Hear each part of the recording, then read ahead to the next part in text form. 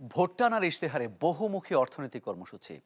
সার্বিক অর্থনীতিকে $1 ট্রিলিয়ন ঘরে নিতে চায় বিএনপি, আর জামায়াতের পরিকল্পনা $2 ট্রিলিয়ন।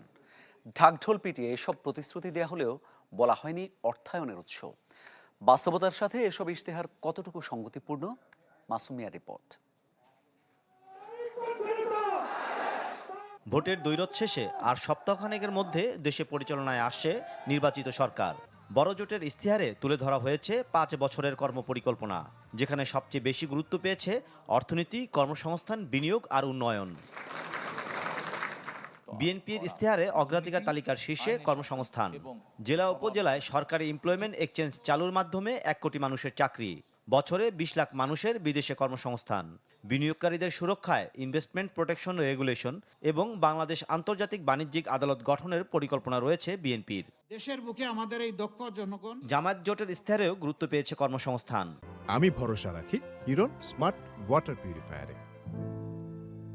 7 কোটি মানুষের কর্মসংস্থানে জেলাভিত্তিক হিউম্যান স্কিল ডেভেলপমেন্ট জোন এবং দক্ষতা উন্নয়ন ও কর্মসংস্থান নামে আলাদা মন্ত্রণালয় করার প্রতিশ্রুতি দিয়েছে দলটি। বছরে 50 লাখ মানুষের বিদেশে কর্মসংস্থানের জন্য গঠন করা হবে জাতীয় ওয়ার্কফোর্স ডাটাবেস। আমরা তো এই অন্তর্বর্তীকালীন বড় দুটি জোটের এমন পরিকল্পনা বাস্তবায়নে অনেক চ্যালেঞ্জ দেখছেন বিশেষজ্ঞরা। সেখানে বেশি উচ্চাকাঙ্ক্ষী স্বপ্ন দেখানোর চাইতে বাস্তবসম্মত কিছু কংক্রিট পদক্ষেপ, সুনির্দিষ্ট লক্ষ্যমাত্রাগুলোকে নিয়ে যদি তারা কাজ করেন এবং সেগুলি যদি পূরণ করেন, তাহলে কিন্তু আসলে মানুষের মনে আস্থাটা বেশি হবে। আমাদের অর্থটা কোথা থেকে আসবে? এখন যে এই যে এত ট্যাক্স জিডিপি রেশিও আপনার 2025 অর্থ বছরে 6.8 নেমে এসেছে। 1 কোটি আমার কর্মসংস্থানের লক্ষ্যমাত্রা থাকে, তাহলে আমি কি সেই লক্ষ্যে অগ্রসর হচ্ছি? প্রতি বছর আমরা কতটুকু অগ্রসর হচ্ছি? জনগণের সামনে আমরা রাজনৈতিক দলগুলো তুলে ধরতে পারে যে না, আমরা প্রথম বছরে আমরা এতটা করতে সক্ষম হয়েছি, তাহলে কিন্তু আমরা বুঝতে পারি, জনগণ বুঝতে পারবে যে না, আমরা সঠিক পথে অগ্রসর হচ্ছি।